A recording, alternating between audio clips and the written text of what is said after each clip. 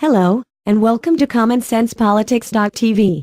Here is an article I found on dailysignal.com. Here's how many of the top 100 colleges are having conservative commencement speakers. Diversity of thought continues to be decidedly unpopular at America's top institutions of higher education. According to a new survey from Young America's Foundation, top colleges invited 45 liberal commencement speakers this year, and a measly 4 conservatives. Not all of the universities, which were drawn from U.S. News and World Report's list, had announced a commencement speaker. Others had multiple speakers or speakers without clear ideological viewpoints. The 4 conservatives are Vice President Mike Pence, who spoke Sunday at the University of Notre Dame, Israeli Ambassador Ron Dermer, sports commentator Ernie Johnson, and Mayor G.T. Bynum of Tulsa, Oklahoma.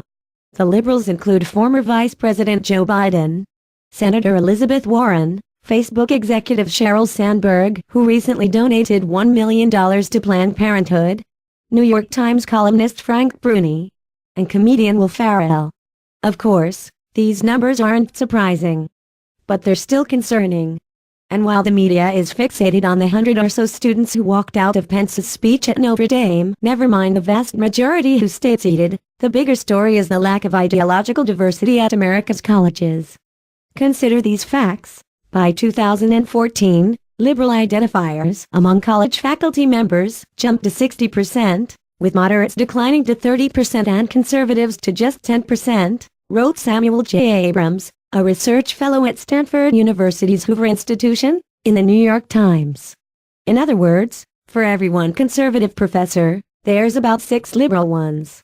A 2007 survey found that faculty members were more likely to categorize themselves as moderate, 46.1%, than liberal, 44.1%. Conservatives trailed at 9.2%, reports Inside Higher Ed. I have no doubt many liberal professors believe themselves to be open-minded and perhaps even cultivate classrooms where conservative students feel free to speak and make their case.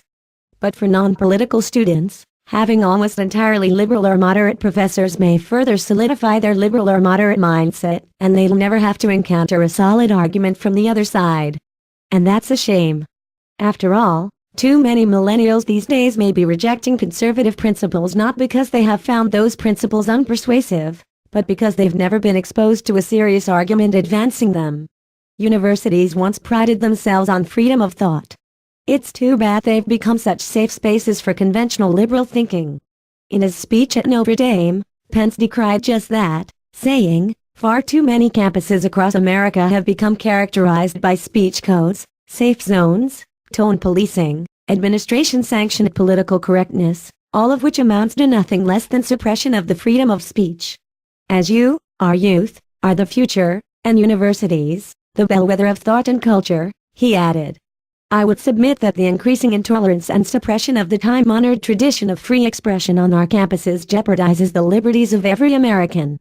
Pence is right that the lack of diversity of thought in colleges could have long-term effects.